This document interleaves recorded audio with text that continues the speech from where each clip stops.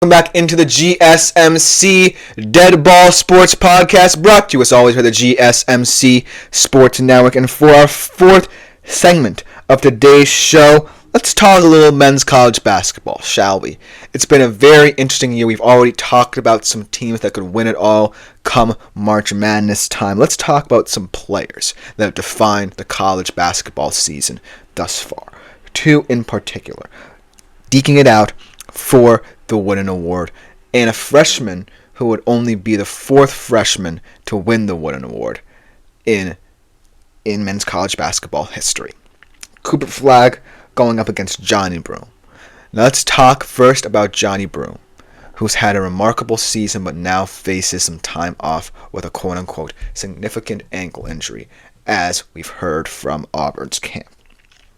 But before he went down with that ankle injury, he was averaging career highs in points, rebounds, and assists, and ultimately was seen as the frontrunner for the Wooden Award by many in the college basketball circle. But enter Cooper Flagg. This kid has been incredible for a Duke team led by youth. 3 freshmen start for this Duke basketball team, and Cooper Flagg has really been the difference maker to really control Duke's destiny. And it's the reason why a lot of people are considering them not just one of the 1 seeds in the March Madness bracket, but also the number 1 overall seed. And he's the reason why a group of freshmen is one of the best teams in the country. And most importantly, to top it all off, whilst Broome has been sitting out with this injury, he's been delivering some of his best performances of the season. 42 points against Notre Dame, 28 points just a couple days ago, and he's doing it at a very high level. Now granted, like I said, only 4 freshmen have ever won the Wooden Award for best college basketball player, and Zion Williamson was one of them. And Zion Williamson had a crazy stat line. Let's talk about Cooper Flagg's stat line. At the start of the season, he was kind of developing and going through the motions a little bit, getting along, getting the feel of college basketball along with his teammates in Con Kneppel and Kaman Malwak, who have also been playing a little bit better over these past couple of weeks in the toughness of the ACC.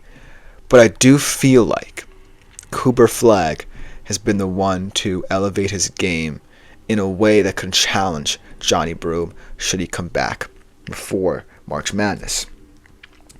The stat line before the whole Broome injury: 17.6 points per game, 8.5 assists per game, 3.7 rebounds, 1.3 blocks, 1.6 steals.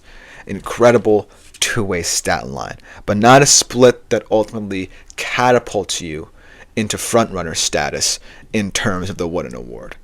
Not necessarily career numbers for Johnny Broome, a player who has been the paragon of consistency over the past couple of years in men's college basketball for an Auburn Tigers team that's consistently been in the top 25, in the upper echelons of the top 25 as that. And definitely not the numbers of a guy like Zion Williamson, who was one of those freshmen to win the Wooden Award. But after his performance against Notre Dame, his best performance of the season in a critical matchup in the ACC for Duke, his stats skyrocketed: 24.3 points per game, 7.2 assists per game, 4.5 rebounds per game, shooting 54.5% from 3. And that's what you love to see out of a guy like Cooper Flagg. And I feel like if this continues, if this narrative keeps getting pushed, I do feel like Cooper Flagg will start gaining ground. But I do feel like another aspect, a narrative of the situation, is how Auburn will be able to play without Johnny Broome, and subsequently how Duke plays throughout the stretch, because it's still a young team, and this Wooden Award race doesn't get decided until the end of March Madness, right? So say Duke and Auburn finish with similar records, and Johnny Broome misses most of the rest of the regular season, comes back, say, a couple of games before March Madness, and Cooper Flagg and Duke have, say, the number one seed. Maybe not the overall number one seed, but a performance at that level. At that point, I would say Cooper Flagg would win the Winning Award hands down, because it means that he's achieved the status of not just the best freshman, but the best player in the country, and he's doing it in a way that really bolsters this Duke squad that really needs him to be their best player. Because look at this team. Outside of Caleb Foster and Tyrese Proctor, Con Kneppel and Kaman Malwalk are great players. They're very specific players, right? Con Kneppel is their perimeter guy. He can shoot the three better than most on that team.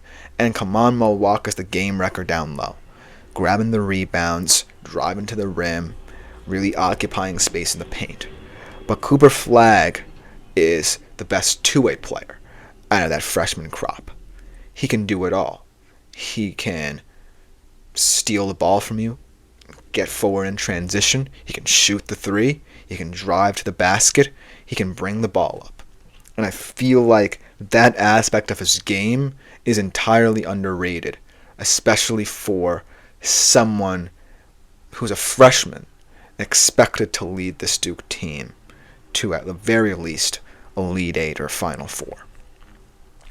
Then let's look at Johnny Brown and what he might have to do to maintain his status as a Wooden Award favorite.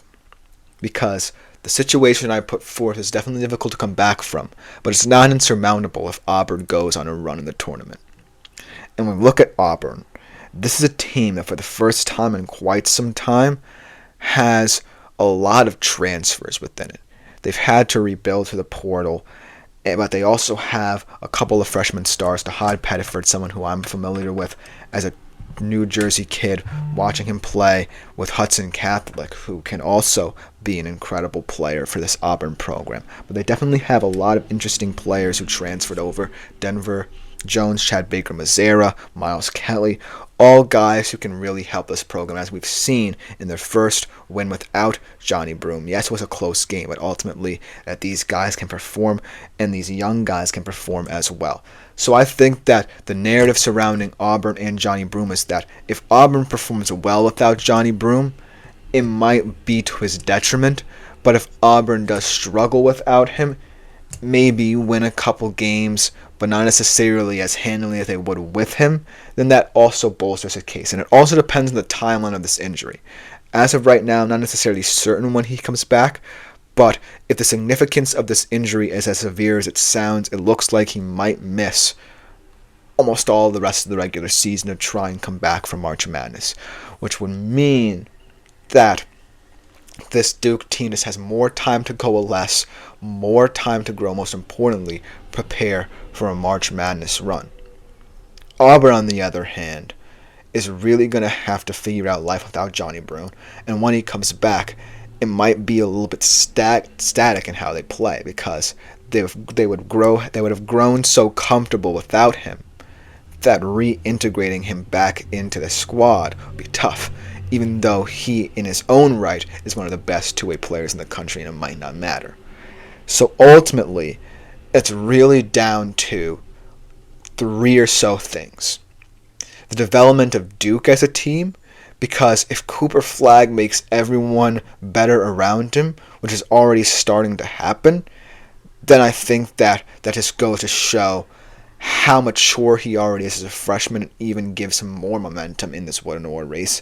The timeline of this Johnny Broome injury and the ground he might have to make up. Because with the timeline of the injury, it's really difficult to tell how many games he'll miss. And then, come March Madness time, how he'll look subsequently after returning from such a long layoff. Because if he can't get into the flow of things with a couple of regular season games before March Madness, then I don't know how he's going to look come tournament time. Because granted, anything can happen in March Madness. And much like last year, in that game against Yale, you know what can happen to a team like Auburn, who have been so dominant under Bruce Pearl these past couple of years, but have not been able to break through. So it's going to be interesting to see how, in the months that Auburn are Broomeless, how Duke and Flagg grow and coalesce to become the juggernaut that a lot of people think they are, because that's an important part of Flagg's winning campaign, is being a solid player, but also helping this team grow, because that's something that I feel like wasn't the case for Zion because he had a lot of talent around him, but is the case for Flagg because he's one of 3 freshmen who are in this Duke squad and who are relied upon to lead them to the promised land. So, ultimately, let's see how Duke improve. They're already showing signs of growth. Knapples looked a little better over the past couple of weeks. If they play Malwalk a little bit more, let's see how he grows as a good two-way center, and how, these depth pieces like Malik Brown, like Proctor, like Foster can really help and bolster them. But then let's also see how Auburn performs as well, because it might mean that if they perform badly, then Broom could be seen as the quote-unquote savior, and that could bolster his campaign. But it's going to get hectic on the stretch. But for now, just know that Flagg is gaining ground, and it could all very well lead to him being the freshman of the year and the 4th freshman ever to win the Wooden Award. But let me know what you think about the situation in the comments below, because coming up to conclude today's show, we look at a top 6 showdown over the weekend in the Premier League between Man City and Chelsea. 2 teams in interesting form. Let's talk about how this game could define their season. We'll be right back after this short break.